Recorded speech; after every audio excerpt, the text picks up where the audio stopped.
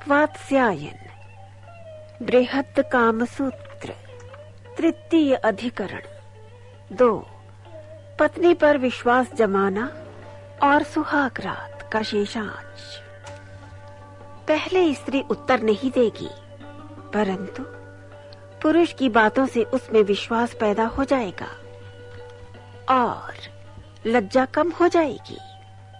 इस प्रकार जब स्त्री कुछ खुलने लगे तब पुरुष अचानक आलिंगन करने का बहाना करे, उसे गोद में बिठाने और उसकी जांघों पर हाथ फेरने का प्रयत्न करे। इस पर भी जब स्त्री मना न करे, केवल लज्जा दिखाए, तब पुरुष अपने आलिंगन चुंबन कार्य और बढ़ाए, उसका बार बार आलिंगन करे, शरीर के प्रत्येक भाग पर चुंबन करे, उसके नीचे के वस्त्र को खोलने का प्रयत्न करे और जांघों पर हाथ फेरता हुआ ऊपर तक ले जाए।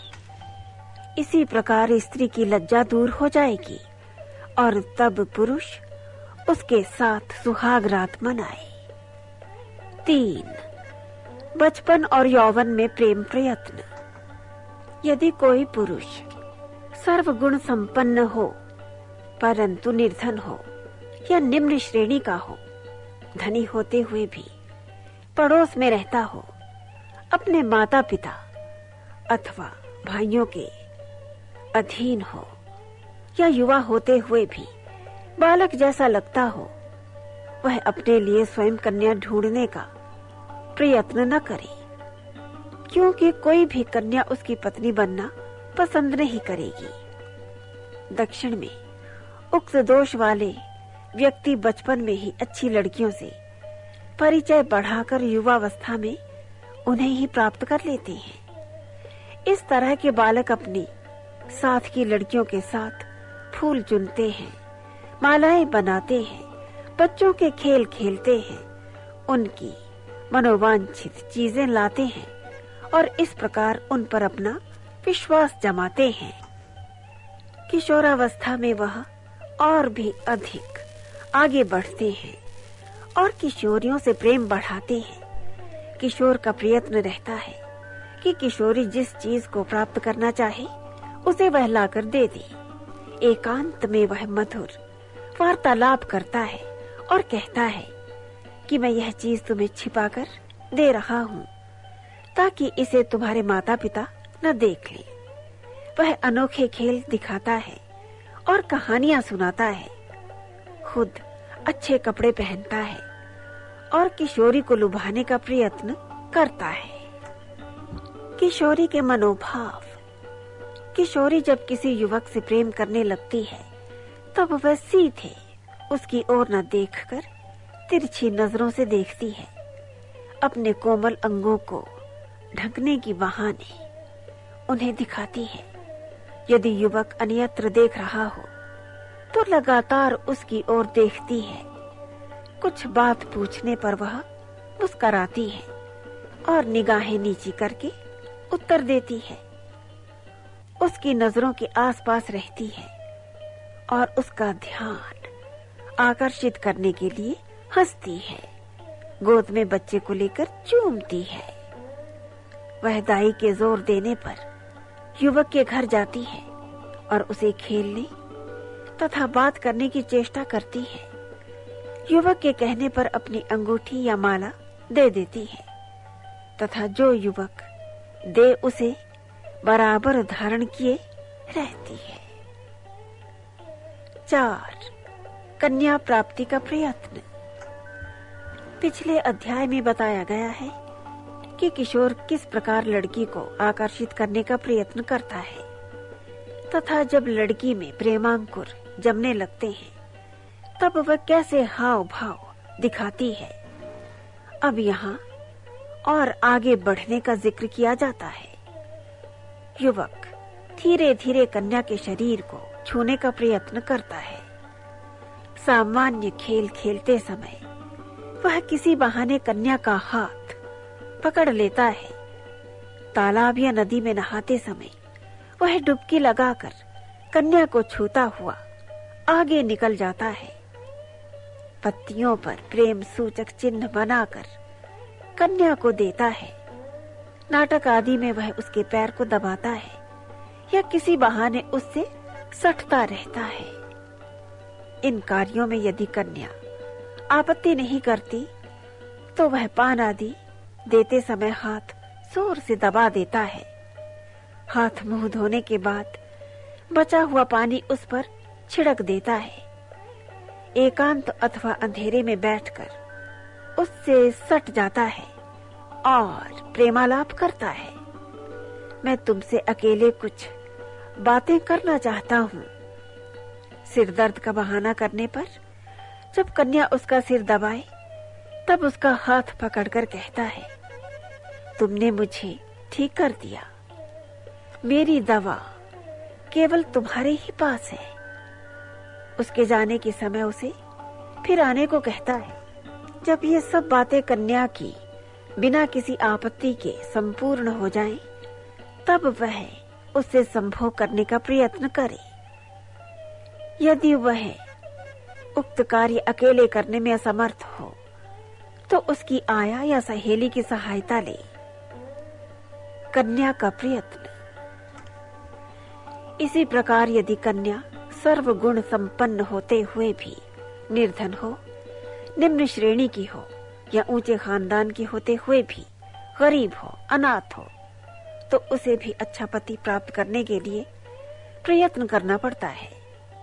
ऐसी स्थिति में कन्या किसी उपयुक्त लड़के को चुनकर उसके प्रति प्रेम बढ़ाए। वह एकांत में उससे मिले, उसे फूल पान भेंट करे, प्रेम की बातें करे। यदि युवक उसे गोद में बिठाए या आलिंगन करे तो वह अनजान बनकर उसे ऐसा करने दे। यदि वह चुंबन करना चाहता है तो वह ऐसा भाव दिखाए जैसे वह युवक जबरदस्ती ही उसका चुंबन ले रहा हो। यदि युवक संभोग करने को आतुर हो तो वह उसके लिंग को छू भर दे। इससे आगे वह कदापि न बढ़े, क्योंकि जब तक युवक विवाह का वचन नहीं देता तब तक उसे संभोग करने देना किसी भी दशा में उचित नहीं है। यदि अनेक युवक उससे विवाह करने को आतुर हों, तो वह ऐसे युवक से प्रेम बढ़ाए जो सर्वगुण संपन्न हो और अपना परिवार पालने योग्य हो। कन्या कभी भी नीच कुल में जन्मे व्यक्ति, वृद्ध, देश विदेश में घूमने वाले व्यक्ति, दंभी और जुआरी, बहुपत्नी वाले और अपनी मर्जी से चलने वाले व्यक्ति भूल कर भी विवाह न करे। 5. विवाह योग। यदि युवक देखे कि वह कन्या से एकांत में अधिक बार नहीं मिल सकता तो वह कन्या की दाई की सहायता प्राप्त करे। दाई कन्या से उस युवक के बारे में अधिक न जानने का बहाना करते हुए उसके अनेक गुणों का बखान करे और अन्य युवकों की हीनता बताए। वह शकुंतला का उदाहरण दे जिसने दुष्यंत से गंधर्व विवाह किया था। गंधर्व विवाह। आया जब यह देख ले कि कन्या उस युवक में रुचि लेने लगी है तब वह उसे युवक से मिलाए। कन्या जब विवाह को तैयार हो जाए तब युवक उससे एकांत में मिले, उसे बिठाए, बातें करे और फिर कुश की आग जलाकर दोनों उसके चारों ओर की 3 परिक्रमाएं करे। इस प्रकार वह अग्नि की साक्षी में गंधर्व विवाह कर ले। तब वह अपने माता पिता से इस विवाह को प्रकट कर दे, क्योंकि अग्नि को साक्षी देकर विवाह करने के बाद वे कुछ नहीं कर सकते। इसके बाद वह कन्या से संभोग करे। तब कन्या के रिश्तेदारों को भी धीरे धीरे बता दे। इससे कन्या के रिश्तेदार उसी युवक से कन्या का विवाह करने को बाध्य हो जाएंगे। पैशाच विवाह। अष्टमी को दाई किसी बहाने से कन्या को धोखे से एकांत स्थान पर ले जाती है जहां युवक उसकी प्रतीक्षा कर रहा हो। वहां युवक मदिरा आदि पिलाकर उसे मस्त कर देता है और तब उसे संभोग करके उसका कौमार्य भंग कर देता है। इसे पैशाच विवाह कहते हैं। राक्षस विवाह, इसमें युवक पहले से ही ताक में रहता है और जब कन्या बाग में या दूसरे गांव जा रही हो तब अपने साथियों के साथ उसे पकड़ लेता है और उसे डरा धमका कर उससे विवाह कर लेता है। इसे राक्षस विवाह कहते हैं। ये सब विवाह अंततः स्त्री पुरुष के प्रेम के लिए किए जाते हैं। अतः वात्स्यायन कहते हैं कि इसमें गंधर्व विवाह ही श्रेष्ठ है, क्योंकि वह दोनों की इच्छा से होता है।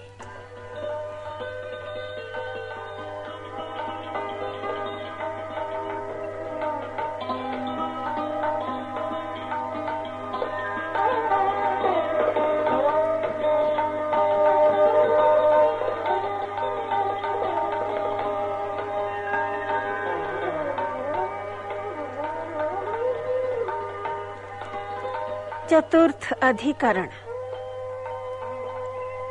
कोष्ठकों में भार्याधिकारिक। 1. सुचरित्र पत्नी और पति प्रवास। 2. सौतें और पति का कर्तव्य। 1. सचरित्र पत्नी और पति प्रवास। पतिव्रता पत्नी अपने पति पर विश्वास रखे, उसकी इच्छा अनिच्छा के अनुकूल आचरण करे और उसे देवता के समान माने। पत्नी अपने पति की सम्मति से परिवार का पालन पोषण करे और गृहस्थी संभाले, घर को साफ स्वच्छ रखे और सास ससुर, जेठ जिठानी आदि बड़ों से तथा ननद ननदोई आदि से यथोचित व्यवहार करे। वह घर के बाहर के खाली स्थान पर क्यारियां बनाकर धनिया, अदरक, ईख, जीरा, सरसों, अजवाइन आदि बोए तथा वाटिका में कुब्जक, अमलक, मल्लिका, कुरंटक, नवमल्लिक, तगर, सूर्यमुखी, अड़हुल आदि फूल लगाए। कर्तव्य, पत्नी को चाहिए कि वह भिक्षुणी, सन्यासिनी, व्यभिचारिणी, कुट्टनी, जादूगरनी स्त्रियों से सर्वथा बचकर रहे। स्त्री को जानना चाहिए कि उसका पति कौन सा भोजन पसंद करता है और कौन सा खाद्य लाभकारी है और कौन सा हानिकर। पति के बाहर से आने पर उसका स्वागत करे, मैले कुचैले वस्त्र पहनकर उसके सामने न आए। यदि उसे कहीं विवाह, पूजा आदि में जाना हो तो पति की आज्ञा ले ले। पति के सोने के बाद सोए, उससे पहले उठे और सोए पति को कदापि न उठाए। यदि पति में दुर्गुण हो तो उसे प्रेम से एकांत में समझाए। किसी से भी बुरी तरह न बोले, प्रेम से न देखे, तिरछी नजर करके बात न करे। बाग के किसी कोने में से खड़े होकर बहुत देर तक न बोले और न किसी निर्जन स्थान पर अधिक समय तक रुके। श्रृंगार, वह रोज अपने शरीर और दांतों को साफ करे, पति को आकर्षित करने के लिए सुंदर वस्त्र पहने, अच्छे आभूषण, अच्छी सुगंध लगाए और फूलों से जूड़ा आदि बनाकर अपने को हमेशा अच्छी तरह सजाए। गृह व्यवस्था, स्त्री को चाहिए कि वह मिट्टी, बेंत, लकड़ी और धातु के बर्तन उचित मूल्य पर खरीदे। नमक, घी, तेल, कस्तूरी आदि को संभाल कर रखे। मूली, आलू, लहसुन, प्याज आदि के बीज प्राप्त करके उन्हें मौसम के अनुकूल बोए। वह घर में खाने के बाद बचे दही का घी बनाने, तिल से तेल निकालने और गन्ने से गुड़ बनाने का काम जाने। कपास से सूत और सूत से कपड़ा बनाए। नौकरों का ख्याल रखे और आय व्यय का भी हिसाब रखे।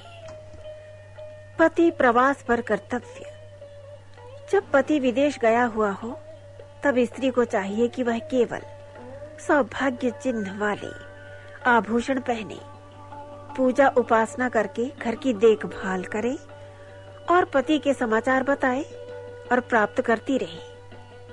रात को वह सास के पास सोए, उसकी आज्ञा के अनुसार काम करे और उन चीजों को जमा करने का प्रयत्न करे जिन्हें पति पसंद करता है। केवल पुत्र जन्म, विवाह आदि उत्सवों पर ही पिता के घर जाए, अन्यथा नहीं। साधारण वस्त्र पहने और परदेश से लौटे पति का उन्हीं वस्त्रों से स्वागत करे। वात्स्यायन कहते हैं कि अच्छे आचारों वाली पत्नी धर्म, अर्थ और काम को प्राप्त करती है और उसका पति भी एक पत्नी व्रती होता है। 2. सौतें और पति का कर्तव्य। पहली पत्नी की मूर्खता, खराब स्वभाव, दुष्चरित्रता, बदसूरती, निरंतर बीमारी, सुस्ती, बांझ होने या बार बार कन्या पैदा होने तथा पति के कामुक होने के कारण ही पुरुष दूसरा विवाह करता है। अतः सबसे अच्छा तो यह है कि चतुर पत्नी वह सब कारण पैदा ही न होने दे। ज्येष्ठा क्या करे? परंतु यदि पति दूसरा विवाह कर ही ले तो पहली पत्नी ज्येष्ठा कहलाती है। वात्स्यायन ने ऐसी ज्येष्ठा को अपने निर्देश दिए हैं। यदि पुरुष की अनेक पत्नियां हो तो ज्येष्ठा दूसरी पत्नी से अधिक मेल रखे और पति जिससे सबसे अधिक प्रेम करता हो उसके और दूसरी पत्नी के बीच किसी प्रकार कलह करवा दे, तब दोनों के बीच मध्यस्थ बन जाए। जिस पत्नी से रुष्ट हो जाए उससे सहानुभूति रखे और अंदर ही अंदर उसका पति से और अधिक कलह करा दे। कनिष्ठा के कर्तव्य। छोटी पत्नी को कनिष्ठा कहते हैं। वह ज्येष्ठा को माता के समान माने, उसकी आज्ञा के बिना घर की कोई चीज इस्तेमाल न करे, ज्येष्ठा की बात किसी से न कहे, उसकी आज्ञा से ही पति के पास जाकर सोए, उसके बच्चों को प्यार करे, परंतु एकांत में पति की खूब सेवा करे, परंतु पति से ज्येष्ठा की चुगली न करे। यदि ज्येष्ठा या अन्य पत्नी बांझ हो तो उसके प्रति सहानुभूति दिखाए। पुनर्भू। जो विधवा अपने काम वेग को न रोक सकने के कारण किसी गुणवान विलासी पुरुष के घर बैठ जाती है, उसे पुनर्भू कहते हैं। ऐसी स्त्री तब घर में पत्नी की तरह रहे और सबसे सद्व्यवहार रखे। उसे 64 कलाओं का ज्ञान होना चाहिए और वह रमण के समय पति को अधिक से अधिक आनंद देने के लिए इनका उपयोग करे। वह पति के रिश्तेदारों और मित्रों से मीठा बोले तथा सामाजिक उत्सवों, यात्रा विहारों आदि में उत्साह से भाग ले। दुर्भगा। जो पत्नी सबसे अधिक उपेक्षित हो उसे दुर्भगा कहते हैं। उसे चाहिए कि वह उस पत्नी से अधिक मेल बढ़ाए जिसे पति सबसे अधिक चाहता है। वह 64 कलाओं का भी प्रदर्शन करे, सौत के बच्चों को प्यार करे और उनकी देखभाल करे, धर्म त्योहार आदि में अधिक रुचि रखे। यदि पति उसे साथ सुलाए और संभोग करे तो अनिच्छा होते हुए भी उसे इनकार नहीं करना चाहिए। यदि पति किसी अन्य पत्नी से रूठा हो तो वह सुलह करा दे। यदि पति बाहर की किसी स्त्री पर आसक्त हो वह दूती का काम करे, इससे उसके पति की श्रद्धा बढ़ेगी। अंतःपुर। राजा महाराजाओं के अंतःपुर में अनेक स्त्रियां होती हैं। महारानी, रानियां, पुनर्भू, गणिकाएं और नर्तकियां। इनके निवास स्थान अलग अलग होते हैं। दोपहर के बाद राजा बारी बारी से इनके पास जाता है और मीठी मीठी बातें करके उन्हें खुश करता है तथा उनकी संगति से आनंद उठाता है। इसके बाद अंतःपुर की महत्रिकाएं राजा के पास उन रानियों की अंगूठी या अन्य वस्तुएं भेजती हैं जिनके संभोग की बारी हो। राजा किसी एक अंगूठी को चुन लेता है। तब अंतःपुर में घोषणा कर दी जाती है कि आज रात किसकी बारी है। अंतःपुर में किसी अन्य पुरुष को जाने की इजाजत नहीं होती और न अंतःपुर की कोई स्त्री बाहर निकल सकती है। बहुपत्नीक पति के कर्तव्य। जिस पुरुष की अनेक पत्नियां हो उसे चाहिए कि वह सबके साथ एक ही तरह का व्यवहार करे, वह किसी की उपेक्षा न करे, वह एक स्त्री की गुप्त बातें दूसरी को न बताए और न एक के सामने दूसरे की प्रशंसा करे। यदि कोई स्त्री अन्य स्त्री की निंदा करे तो वह तुरंत टोक दे और उसी स्त्री के कुछ दोष बता दे। इससे कलह नहीं होगी। वह प्रत्येक पत्नी को किसी न किसी प्रकार से खुश रखने का प्रयत्न करे।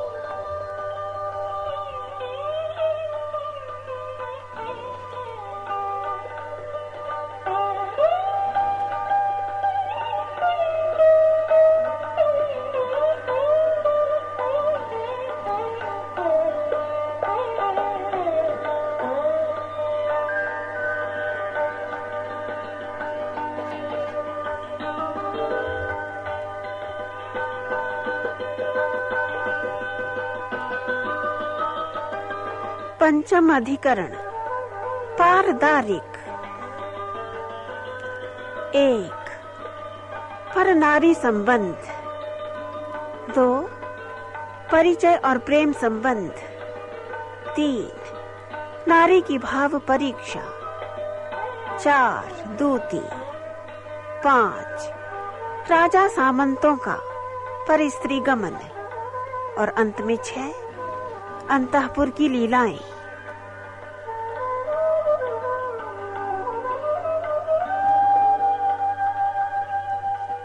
1.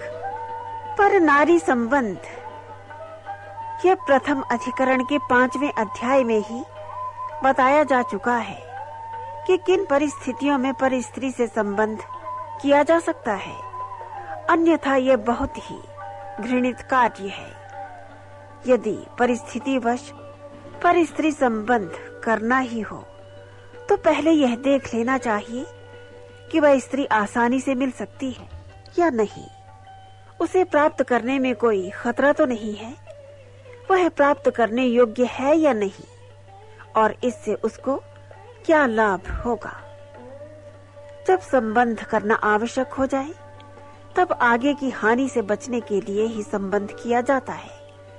इस प्रकार के काम की 10 अवस्थाएं हैं। 1. पहली ही नजर में प्रेम होना। 2. मन में आसक्ति पैदा होना। 3. फिर रात दिन उसी बारे में सोचना। 4. नींद न आना। 5. अन्य कामों में अरुचि। 6. शरीर का दुर्बल होना। 7. लज्जा का नाश होना। 8. पागल सा हो जाना। 9. बेहोशी या मूर्छा आना। और 10. अंत में मृत्यु होना। आचार्य गण कहते हैं कि पुरुष पर स्त्री संबंध से पहले ये देख ले कि स्त्री की कैसी आदतें हैं, उनके प्रेम में कितनी सच्चाई और पवित्रता है और उसमें कामुकता की क्या मात्रा है। स्त्री स्वभाव से लज्जालु होती है, इसलिए वह खुले रूप से अपनी आसक्ति प्रकट नहीं करती। पुरुष भी धार्मिक और सामाजिक भय से संभोग की ओर प्रवृत्त नहीं होता है। यह एक शाश्वत नियम है कि जो स्त्री आसानी से प्राप्त हो जाती है उसे पुरुष पसंद नहीं करता, और जिसे प्राप्त करने में कठिनाई होती है उसे प्राप्त करने के लिए ही पुरुष लालायित रहता है। स्त्री पर पुरुष की कामना क्यों नहीं करती, इसके मुख्य कारण ये है। 1. पति पर अत्यंत प्रेम। 2. परिवार और बच्चों के कारण। 3. प्रौढ़ होने के कारण। 4. मानसिक चिंता अथवा घर में किसी की मृत्यु के कारण। 5. हमेशा पति के साथ रहने के कारण। 6.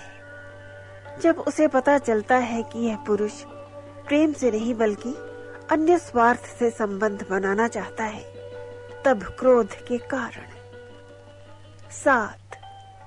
मिलन में आने वाली अनेक कठिनाइयों के कारण। 8. प्रेमी के प्रति शक। 9. रहस्य प्रकट होने के भय से। 10. प्रेमी द्वारा मित्रों के बीच रहस्य प्रकट करने के डर से। 11. पुरुष के समाज में प्रभावशाली होने के कारण। 12 मृगी योनि वाली को भय रहता है कि पुरुष कहीं अश्व या वृषलिंगी न हो।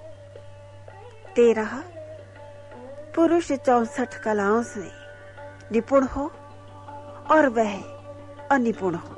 तब 14 पहले दोनों मित्र रहे हों, तब लज्जा के कारण। 15 पुरुष की उदासीनता। 16 सहेलियां उसकी हंसी न उड़ाएं इस भय से। 17 स्त्री हस्तिनी योनि वाली हो और पुरुष शशलिंग वाला। 18 इस भय से कि कहीं संभोग से पुरुष को हानि न पहुंचे।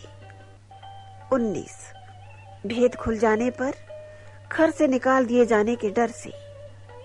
20 पुरुष को वृद्ध जानकर। 21 इस डर से कि कहीं उसके पति ने ही उसकी परीक्षा लेने के लिए ही इस पुरुष को नियुक्त न किया हो।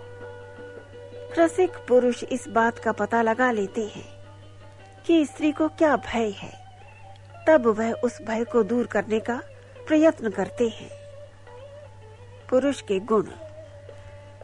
जिस पुरुष में वह गुण होते हैं वे आसानी से स्त्री को वश में कर लेते हैं।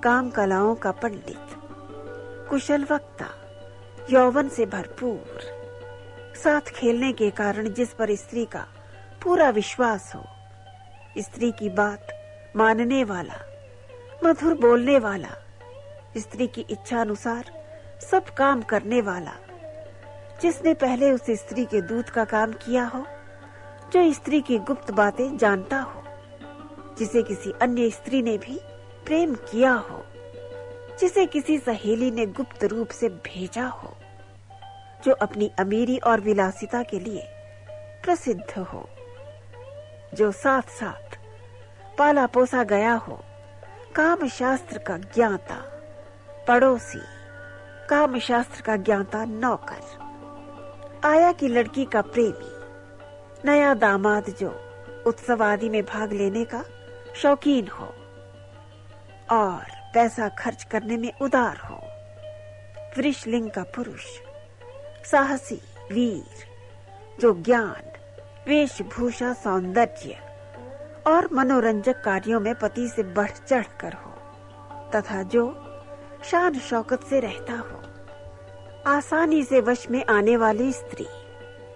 वह स्त्रियां आसानी से वश में आ जाती हैं जो दरवाजे पर खड़ी इधर उधर ताकती रहती हों, जो पड़ोसियों के घर जाकर गप्पे हाँकती हों, जो पुरुष को ताकती रहती हों, जो अपनी ओर देखने वाले पुरुष को तिरछी नजरों से देखती हो, जिसके पति ने दूसरा विवाह कर लिया हो, जिससे पति घृणा करता हो, जो पति से घृणा करती हो, जो स्वभाव से व्यभिचारिणी हो, जो बांझ हो और निरंतर पिता के घर रहती हो, जिसके बच्चे होकर मर जाते हो, जो दावतों और सभाओं में निरंतर भाग लेती हो, जो अपनी कामुकता प्रदर्शित करती हो, अभिनेता या नर्तक की पत्नी, बाल विधवा, निर्धन, जो बराबर भोग विलास चाहती हो, जो ज्येष्ठा हो और जिसके घर में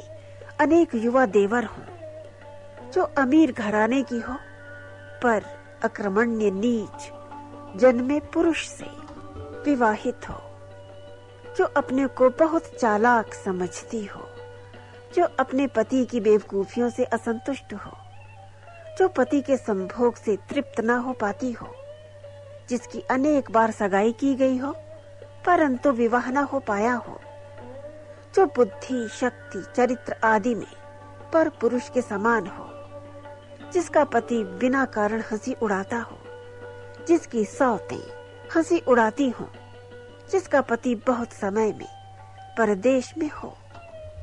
इसके अलावा अग्रभाषित प्रकार के पुरुषों की पत्नियां भी जल्दी ही पर पुरुषों में फंस जाती हैं। ईर्ष्यालु पति, गंदा, जौहरी, नपुंसक, कायर, कुबड़ा या आशक्त, बदसूरत, क्रूर, शक्की, बीमार, बूढ़ा और जो उससे संभोग के अयोग्य। 2. परिचय और प्रेम संबंध। आचार्यों का मत है कि कन्या किसी दूती के द्वारा वश में नहीं आती, उसे प्राप्त करने के लिए स्वयं प्रयत्न करना होता है, परंतु पर स्त्री को वश में करने के लिए दूती का सहारा लेना ही होता है। वात्स्यायन कहते हैं कि प्रायः सीधे ही प्रयत्न करना सर्वोत्तम होता है, केवल जरूरत पड़ने पर ही दूती का सहारा लेना चाहिए। जब पुरुष सीधे संबंध स्थापित करना चाहता हो तब उसे चाहिए कि वह स्त्री से परिचय बढ़ाए, उसके घर के आसपास जाए, वहां देर तक खड़ा रहे, त्योहार, उत्सवों, शादी ब्याह आदि अवसरों पर उससे निकटता स्थापित करने का प्रयत्न करे।